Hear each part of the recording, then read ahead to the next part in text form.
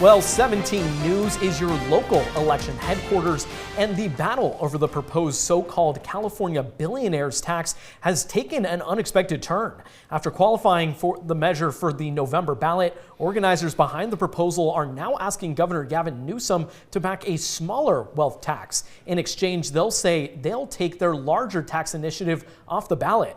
But the governor himself, a leading critic of the proposed wealth tax, saying he will not support any billionaire's tax. With a key deadline approaching, 17's Capitol correspondent Eitan Wallace reports on whether this fight is heading for a compromise or whether voters will have the final say.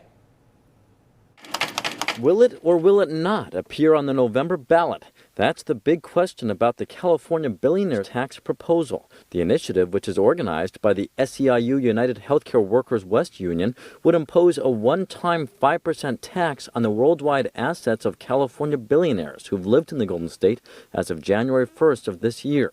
About 200 Californians fall into that category.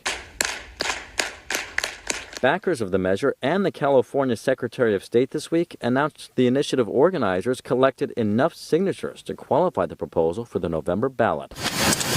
Backers say the revenue generated from the tax will help backfill an estimated $100 billion in federal health care cuts from the Trump administration's H.R. 1 law, or as President Trump often described it, the big beautiful bill. Those backing the proposed billionaire tax say without it, impacts from H.R. 1 will be felt statewide. To avoid health care cuts that will hurt millions, we are demanding that billionaires pay their fair share so our hospitals, clinics, and emergency rooms can stay open. But the proposal does face opposition, including from Governor Gavin Newsom. He's concerned it could drive major employers and, importantly, their tax base out of the state. This is not something that will allow us to be competitive. The LAO just spelled it out.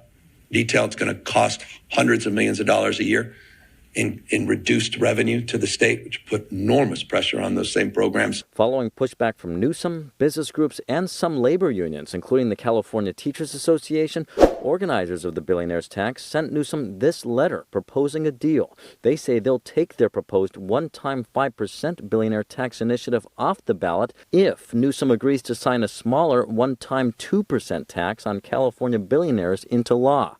Newsom's spokesperson quickly responding the governor will not agree to that, writing in part, quote, changing the tax rate doesn't change this measure's fundamental flaws that harm working Californians.